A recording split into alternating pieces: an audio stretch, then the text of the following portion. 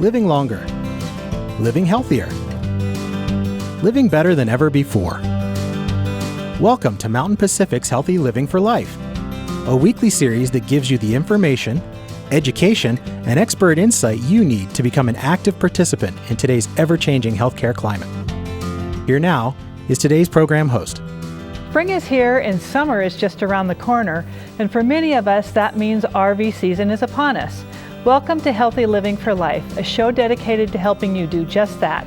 I'm your host, Janet Whitmoyer, and today we'll be talking about RV safety. And whether you're a seasoned traveler or are new to RVing, we'll have some tips to help you prepare for this year's road tripping adventures. Stay with us. Welcome back to Healthy Living for Life. Joining me now is Mark Rispens of D&D RV Center in Helena, Montana, and Cassidy Fitzpatrick from Smith RV in Evansville, Wyoming. Thanks to both of you for being with us today. Before we get started in talking about RV safety, I wanted to talk a little bit about just the different kinds of RVs, and when I say RV, I mean recreational vehicle, that there are out on the market today. So, Mark, I'm going to start with you. Can you tell us what some of the different kinds or classifications of RVs there are? Yes, there's so many now. The industry's really expanded. And so in motorhomes, motorized RVs, you've got a Class A, which is the bigger bus style front end, looks kind of like a Greyhound bus. Class B, which is a smaller, more built on a van chassis, and a Class C, which has kind of a van front end with the bed over it. In towable trailers, you have everything from very, very small little 12-foot travel trailers to 42, 43-foot toy hauler, fifth wheels, and everything in between. So there's really something for everybody in the industry right now. Okay, so can you expand on that just a little bit and tell us what maybe some of the common differences are between the different classifications? Yeah, so, Class Cs are generally, in a Class C motorhome, it's generally smaller, but they do get pretty large, but generally more built for family travel, family recreation. The bigger Class A bus styles are generally built for couples, more for snowbirds, for people that travel as a couple primarily. And the Class Bs are the really small ones. Really, we see those for almost everybody. Couples, a lot of single women travel with those. In the towables, there's everything.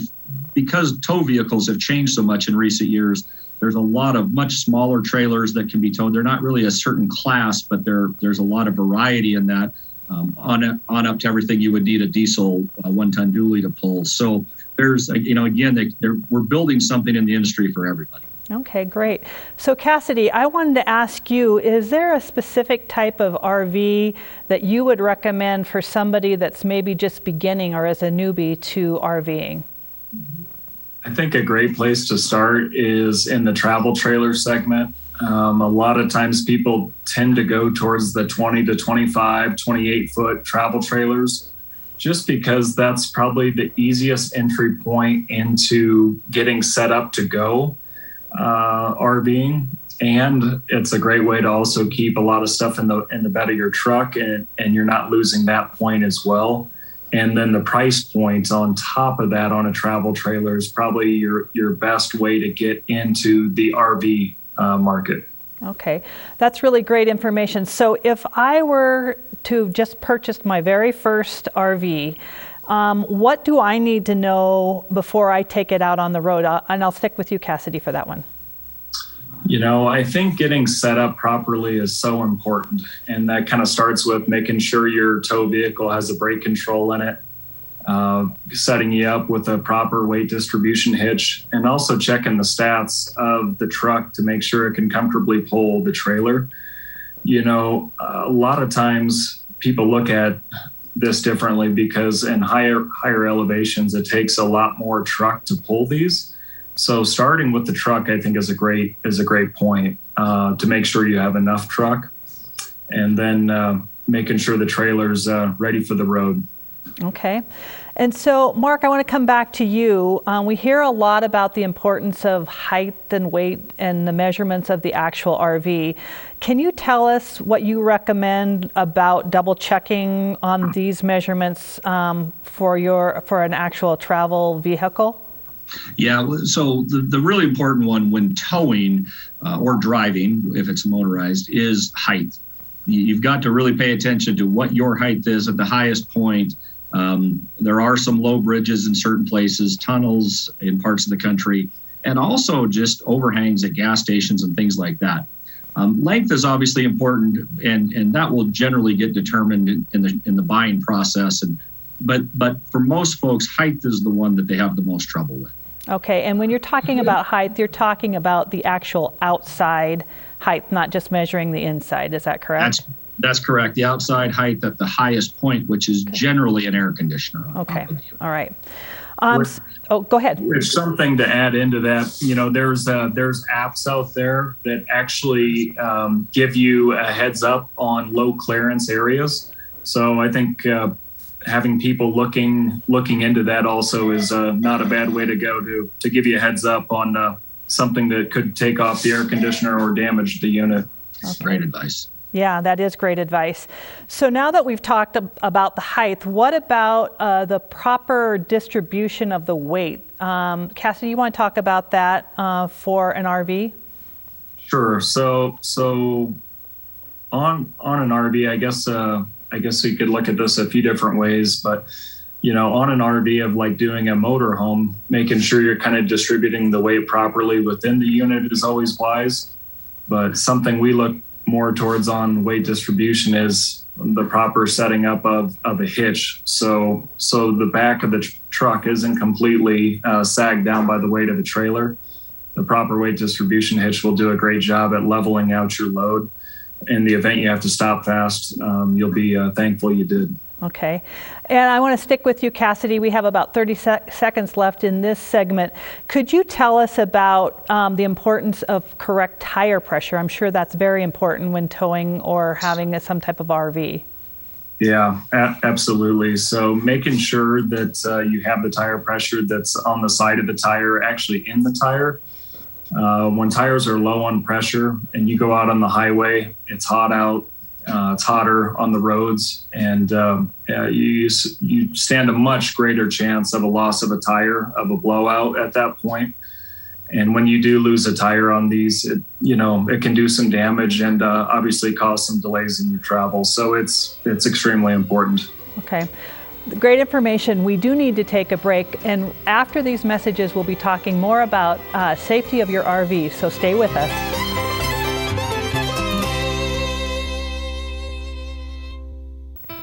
Welcome back. We're still talking with Mark Rispens and Cassidy Fitzpatrick. Cassidy, I want to start with you on this one. Now that we have our RV and we're ready to get out on the road, can you give us some safety tips from what we need to know when we're in the driver's seat, actually ready to pull out on the road? You know, I think some things to think about is, where you're going and knowing how far you're going to go in a day and plan your stops and know where you're going to land for the night to make sure you can get a campsite. You know, with how busy everything is these days, campsites are limited. But making sure your unit's ready to go out on the road. Proper maintenance to the truck, the motorhome, I think are very important. And just make sure you've done everything you can to prevent any hang-ups, whether it's packing the wheel bearings on the trailer, brakes, etc. Okay. And do you have any recommendations for actual driving time, how long a driver should be behind the wheel before we need to take a break and make sure fatigue doesn't set in, anything like that? I think from what I hear from most of our customers and from what I see, 300 to 400 miles is probably a pretty good days of driving while either in a motorhome or pulling a trailer. Okay, great. So Mark, I want to come back to you. We hear that controlling the septic gas that can actually come from the RV is important. So can you talk to us about how we can make sure that we don't get any of the toxic air in the driver's section of the RV? Right. So that would only apply to a motorized motorhome. Okay. And really the way all RVs are plumbed, that really should not happen. Everything is plumbed to vent to the outside up through the roof of the RV. it's a great idea and highly recommended to use toilet chemical in your septic system. So that's controlling odor as well. And obviously some water in the toilet, just like in a house, is really important to stop any gases from coming up that way. But really, honestly, if everything's working as it should, that should not be an issue for you. Okay. So if you're towing a vehicle, I can imagine that there's even more safety precautions that need to be taken. Can you give us some tips on what we need to be watching for if we are actually towing a vehicle in the tow vehicle? Yeah, and I think one of the great things I've learned from our customers is make a checklist. Before you ever leave, whether it's home or the campsite, make a checklist of things to check off before you get in the driver's seat and head down the road. Things like, is the coupler latched on the trailer? Are the safety chains hooked up properly? Is the wiring hooked up properly? You walk around and do an inspection of tires, make sure there's not a low tire, anything out of the ordinary there. So that's a great thing to do and you can get checklists online all over the place or make your own, but have a checklist and follow it. Don't get in a hurry to get in the driver's seat and get out of the way, because that's when mistakes happen. That's really great advice. Cassidy, I want to go back to you. Talking about making lists and so forth and safety, would you recommend having a safety kit with you? And if so, what would you recommend would be in that safety kit? Yeah, I think it is always wise to have something along with you. And that could be anywhere from road cones or the triangles that truckers use in the event you do have a failure going down the road. So I think the triangles are good to have with you. Possibly a tow rope, jumper cables, things of that nature, I think are always good. And I can imagine things like fire extinguishers and maybe smoke detectors would also be a good thing to have. Would you agree to that? Yeah, absolutely. Making sure that everything is in proper working order as far as that goes is always very important. Okay. So, Mark, I want to go back to you. If somebody were to encounter an emergency when they're out on the road, can you give us some tips about planning for in case you have to actually evacuate your RV quickly in a case of emergency? Yes, and it's something, unfortunately, a lot of folks aren't familiar with, but every RV has emergency exits. It's built in, whether it be a window, a second door, but there's always a way out. The key is knowing where that's at and how it operates before you have to use it.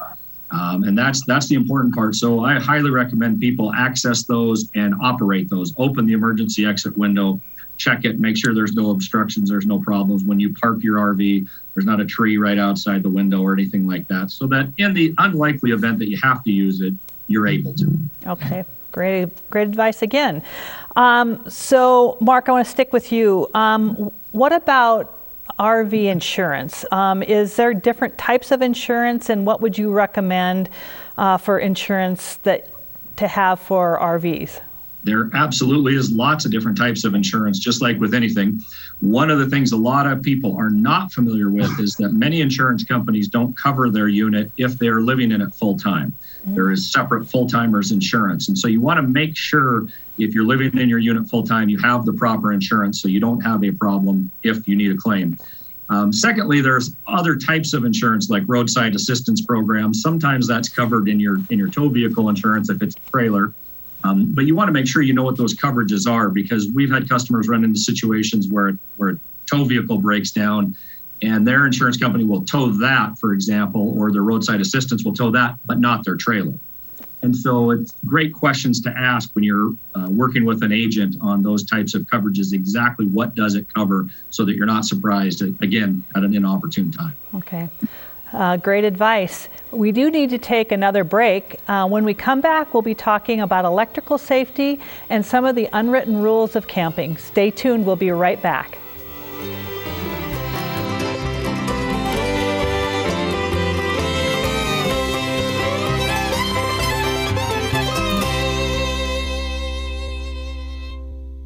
Welcome back. We're still with Mark Rispens and Cassidy Fitzpatrick.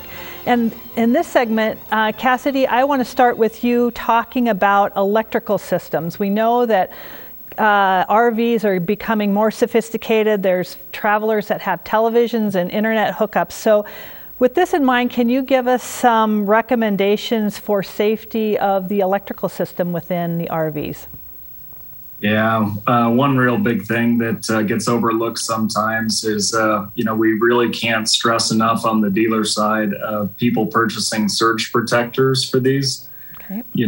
They go into these parks and there's just a lot of units running a lot of appliances, and surge protectors will protect you in the event of a power overage or a power underage. And these things can take out appliances and can be extremely costly. So it's a very, surge protectors can run, anywhere from $50 to $400.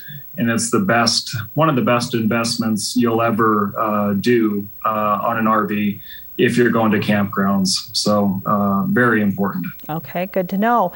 Are electrical heaters safe to use inside of an RV? People do. A recommendation on our end of things is we recommend to use the furnace that the unit comes with.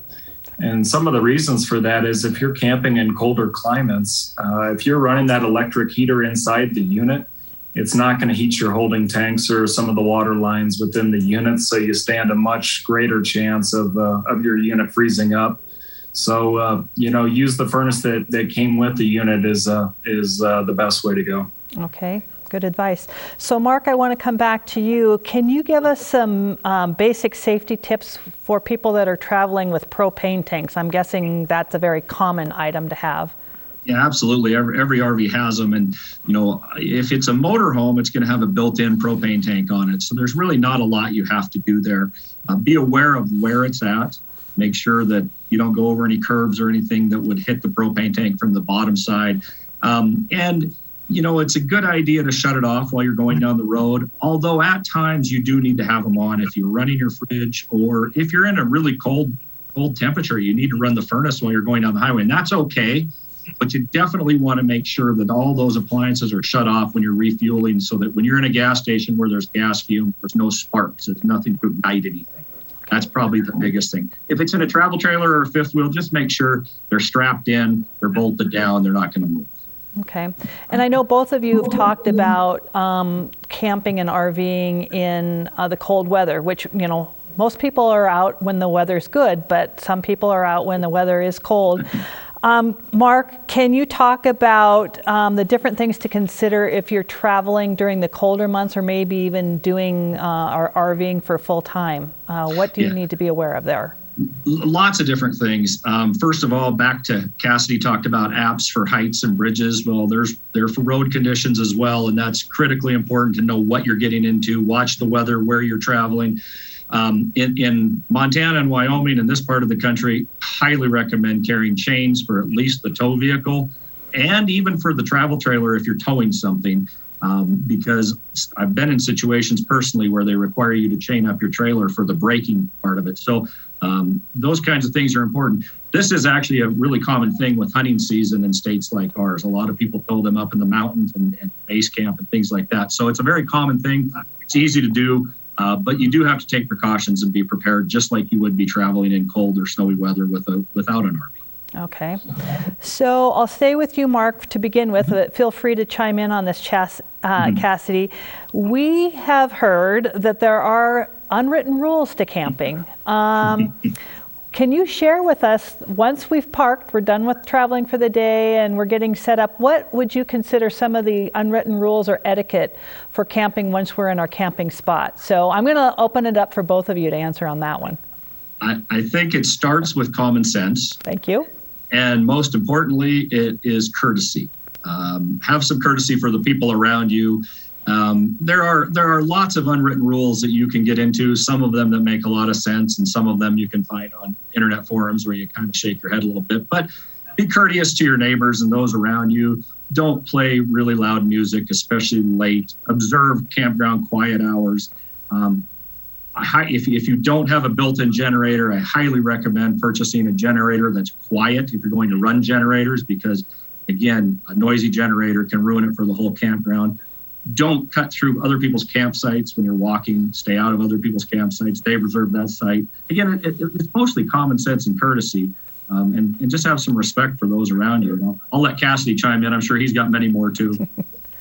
Well, that's some great stuff, Mark, for sure. I think you should know your audience, before asking to go lend a hand helping someone back in. Some people gladly accept your help, and some people think you're challenging their ability. So I think you should know your audience before jumping in, would be one piece of advice I would offer. And don't forget your sign to put in front of your trailer that says "Camp Quit Your Bitchin'." I don't know if we can say that on this, but don't forget that sign, because you're there to have a good time. Oh, gosh, that's great advice. Thanks. So Cassidy, I'm going to stay with you. How about refueling? When is the best time to gas up your vehicle? I think the rule of thumb on that is if you can, do it in the evenings. You get a little bit more in the tank. Okay, perfect. We're about out of time, but I have about 30 seconds for this last question. For the folks who are still considering taking up RV traveling and they haven't done it yet, what are some of the key safety features that you think that they should consider before buying their RV? So Mark, I'm going to go to you on this one. There's a lot of key safety features, and to be quite honest with you, pretty much every new or newer RV is going to come with those standard. There's a lot of things to code that they have to build with, but you want to make sure you have fire extinguishers, operating smoke detectors. Propane leak detector is a really big one in RVs.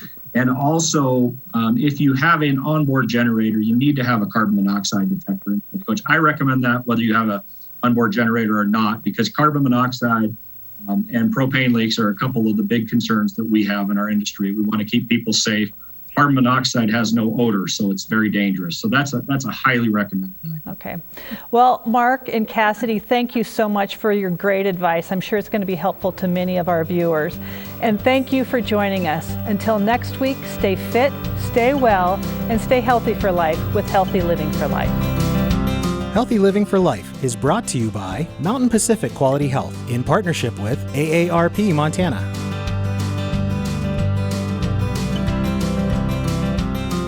We'd love to hear from you. If you have suggestions for future programs, visit our website at mpqhf.org or call us at 406-443-4020. You can also catch us on YouTube by visiting our website and clicking on the Healthy Living for Life logo.